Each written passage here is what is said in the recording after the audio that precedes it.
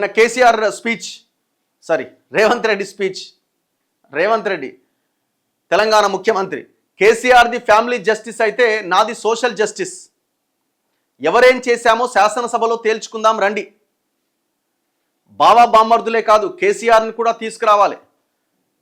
8 లక్షల కోట్ల అప్పులు వారసత్వంగా ఇచ్చారు, వాటికి ఏటా 75,000 కోట్లు వడ్డీలుగా చెల్లిస్తున్నాం. అంటే ప్రతి సంవత్సరం కేసీఆర్ చేసిన 8 లక్షల అప్పుకి 75,000 కోట్ల అప్పు కడుతున్నాం. రైతుల కోసం 1,70,000 లక్షల కోట్లు చెల్లించాం, ఖర్చు చేశాం. 1,70,000 కోట్లు ఖర్చు చేసినట్టు 3 ఏళ్ళలో ఇప్పటిదాకా. ఎవరికి? రైతుల కోసం. మహిళల సంక్షేమానికి పెద్దపీట వేస్తున్నాం. యువతకు 2.5 సంవత్సరాల్లో 70,000 ఉద్యోగాలు ఇచ్చాం. సొంత చెల్లిని ఇంట్లో నుంచి వెళ్ళగొట్టిన కేటీఆర్ తెలంగాణ ఆడబిడ్డలకు ఏం న్యాయం చేస్తాడు? కొడుకు దుర్మార్గాన్ని సరిదిద్దని వ్యక్తి కేసీఆర్. పరకాల ములుగు సభల్లో ముఖ్యమంత్రి రేవంత్ రెడ్డి ధ్వజం. అభివృద్ధి పనుల ప్రారంభోత్సవాలు, శంకుస్థాపనలు. ఇప్పుడు సోషల్ జస్టిస్ రేవంత్ రెడ్డి చేసిందట, ఫ్యామిలీ జస్టిస్ చేసిందట ఎవరు? కేసీఆర్. నేను సోషల్ జస్టిస్ చేస్తే కేసీఆర్ చేసింది ఫ్యామిలీ జస్టిస్. అంటే కేసీఆర్ ఏమో వాళ్ళ ఇంట్లో ఉన్న వాళ్ళకి పదవులు ఇచ్చుకున్నాడు, నేనేమో సీతక్కకి, కొండా సురేఖకి, అడ్లూరి లక్ష్మణ్ కుమార్కి ఇట్లాంటి వాళ్ళకి పదవులు ఇచ్చి సోషల్ జస్టిస్ చేసిన అంటున్నాడు. ఇప్పుడు అట్లా కంపేర్ చేస్తే పెద్ద తేడా ఏం లేదు కదా. ఇప్పుడు ఆయన సరే ఫస్ట్ పీరియడ్లో మహిళలకు ఎవరికి అవకాశం ఇవ్వలే కేసీఆర్, దాని తర్వాత రెండో సెకండ్ పీరియడ్లో ఏమో అవకాశం ఇచ్చినట్టున్నాడు. అదొక్కదాన్ని కేసీఆర్తో కంపేర్ చేసుకోవడమా?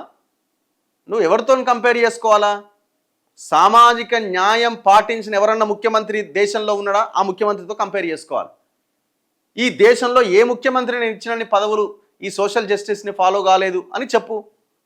ఉందా అట్లా ఏమన్నా? ఏమి చేయని కేసీఆర్తో నువ్వు కంపేర్ చేసుకోవడం ఏంది?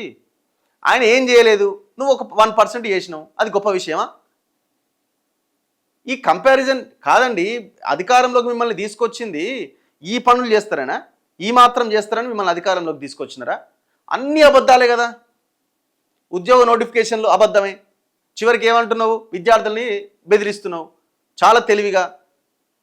నోటిఫికేషన్లది అబద్ధమే. ఇప్పుడు కేసీఆర్తో ఎందుకు కంపేర్ చేసుకుంటున్నావు? ఆయన నా వల్ల కాదని, ఆయన నాకు ఈ రాజకీయాలు వద్దని ఆయన ప్రశాంతంగా ఇట్లా అనుకున్నాడు.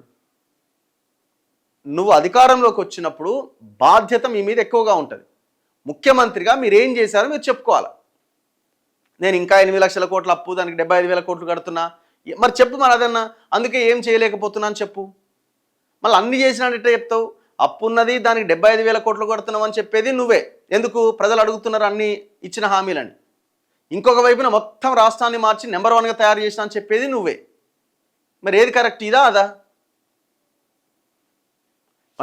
అది కరెక్ట్ అయినప్పుడు నువ్వేం చేయలేదనే కదా. అన్ని మీరే చెప్తే ఎట్లా? అందుకే మీరు కేసీఆర్తో కంపేర్ చేసుకోవడము, ఆయన కంటే నేను గొప్పగా చేస్తున్నాను కంపేర్ చేసుకోవడం కాదు ఇక్కడ. ఏమి చెప్పి అధికారంలోకి వచ్చారు, ఏం చేస్తున్నారు అది చెప్పు. ఈ రాష్ట్రాన్ని పట్టి పీడిస్తున్నది అవినీతి ఆగిందా? సింపుల్ క్వశ్చన్, ఒకటే క్వశ్చన్. భూముల దోపిడీ ఆగిందా? ధరణి బంగాళాఖాతంలో కలిసిందా? లక్షల కోట్లు తీసుకొస్తానో తెచ్చినవా? ఈ ప్రశ్నలకి బేసిక్ క్వశ్చన్స్కి ఆన్సర్ చెప్పు ఫస్ట్. ఇక నిన్ను ముఖ్యమంత్రిని ప్రజలు కూడా యాక్సెప్ట్ చేస్తారు. నేను ఏమనంటే సోషల్ జస్టిస్ 42% రిజర్వేషన్ కోసం అసెంబ్లీలో తీర్మానం చేసినా అయిపోయిందా? తీర్మానం చేసి ఢిల్లీకి పంపిస్తే ఢిల్లీ మీద పోరాటం ఏది? క్వశ్చన్ ఏది? మెట్రో కోసం, మెట్రో ఫేజ్ 1 ఫేజ్ 2 కోసం ఢిల్లీ దాకా పోయినావు. తిరగని మెట్టు లేదు, తిరగని అసలు ప్రతి కేంద్ర మంత్రిని కలిసిండు. ఏమా మరి అదే 42% రిజర్వేషన్ ఏమా అని ఇల్లులు తిరిగినవా?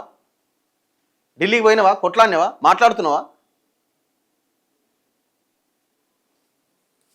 మాజీ సీఎం కేసీఆర్ తన 10 ఏళ్ల పాలనలో ఫ్యామిలీ జస్టిస్ చేస్తే తాను సోషల్ జస్టిస్ చేస్తున్నాను అని ముఖ్యమంత్రి రేవంత్ రెడ్డి అన్నారు. ఆనాడు కేసీఆర్ ముఖ్యమంత్రి అయితే తన కొడుకు కేటీఆర్ను, అల్లుడు హరీష్ రావును మంత్రులను చేసుకున్నారు. నేను ముఖ్యమంత్రి కాగానే సీతక్కను, కొండా సురేఖను మంత్రిని చేశా. కేసీఆర్ ఎర్రబల్లి దయాకర్ రావుకు మంత్రి పదవి ఇస్తే నేను అడ్లూరి లక్ష్మణ్కు మంత్రి పదవి ఇచ్చా. కేసీఆర్ తన కూతురు ఎంపీని చేసిండు, ఓడిపోతే ఎమ్మెల్సీని చేసిండు. నేను కడియం కావ్యను ఎంపీని చేశా. యశస్విని ఎమ్మెల్యే చేశా. కేసీఆర్ తన సడ్డకుని కొడుకు సంతోష్ రావును రాజ్యసభకు పంపిస్తే నేను మిత్రధర్మంతో వేం నరేందర్ రెడ్డిని రాజ్యసభకు పంపించా. కేసీఆర్ వినోద్రావును ప్లానింగ్ కమిషన్ వైస్ చైర్మన్ను చేసుకుంటే నేను ఉద్యమకారుడు కోదండరాంకు ఎమ్మెల్సీ పదవిచ్చా. కేసీఆర్ ముఖ్యమంత్రి అయితే తన కొడుకు కేటీఆర్ను పార్టీకి వర్కింగ్ ప్రెసిడెంట్ చేసుకున్నాడు. నేను మహేష్ కుమార్ గౌడ్ను పిసిసి అధ్యక్షుడిని చేశా. ఇప్పుడు ఏం చేసినావు? ఆయన కులపోలం చేసుకున్నాడు, నువ్వు నీ కులపోలం చేసుకున్నావు. ఇప్పుడు ఆయన కూడా చెప్తాడు 2-3 నేను బాలకసుమనికి పదవి ఇచ్చిన అంటాడు. నేను బాలకసుమనికి ఉద్యమకారుడికి పదవి ఇచ్చిన, నేను ఇంకోరికి పదవి ఇచ్చిన. ఆయన కూడా కొంతమంది ఉద్యమకారులకు ఇచ్చిన, ఆయన కూడా కొన్ని పేర్లు చెప్పుకుంటాడు. నువ్వు నీకు కావాల్సిన పేర్లు చెప్పుకుంటున్నావు, ఆయన కూడా మీడియా ముందుకో మైక్ పట్టుకుంటే ఆయనకు కావాల్సిన పేర్లు ఆయన చెప్పుకుంటాడు. ఏంది మీరు చేసింది? మీ ఇద్దరు కలిసి చేసింది ఏంది? సోషల్ జస్టిస్ జరగాలని మీ పదవి నుంచి తప్పుకోవాలి. సోషల్ జస్టిస్ జరగాలంటే మీ పార్టీలని వాళ్ళ మిగతా వర్గాలకు అప్పగించాల. సోషల్ జస్టిస్ జరగాలంటే 42% రిజర్వేషన్ అమలు జరగాల. సోషల్ జస్టిస్ జరగాలి అని అంటే మీరు ఇచ్చే నామినేటెడ్ పోస్టులో మెజారిటీ పోస్టులు ఎస్సీ ఎస్టీ బీసీలకు రావాలా. ఇది సోషల్ జస్టిస్.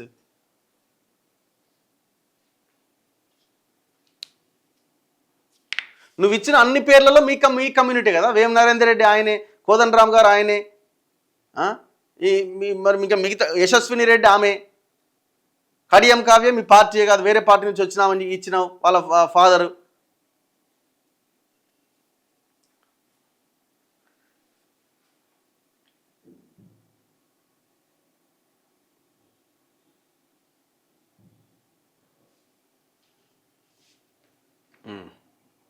కాంగ్రెస్ ప్రభుత్వం ఉంటే అన్ని వర్గాల ప్రజలకు లాభమని రేవంత్ రెడ్డి అన్నారు. నిన్న ములుగు అండ్ పరకాలలో జరిగిన బహిరంగ సభల్లో మాట్లాడిండు. రాష్ట్ర అభివృద్ధిపై చర్చించేందుకు అసెంబ్లీ సమావేశాలను నిర్వహించాలని హరీష్ రావు కేటీఆర్ కోరుతున్నారు. అయితే సెప్టెంబర్లో శాసనసభ నిర్వహిస్తున్నాం. బావబామ్మర్దులే కాకుండా కేసీఆర్ను కూడా సభకు తీసుకురావాలి.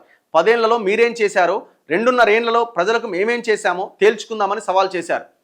వాళ్ళు చేయలే, మీరు చేస్తలేరు. మీరేం డిస్కస్ చేస్తారు? ఇక మీదేం చర్చ? ఇద్దరు మేనిఫెస్టోలు పెట్టిరు, ఎవరెవరు ఏం చేసారు తేలుద్దాం, మాట్లాడదాం.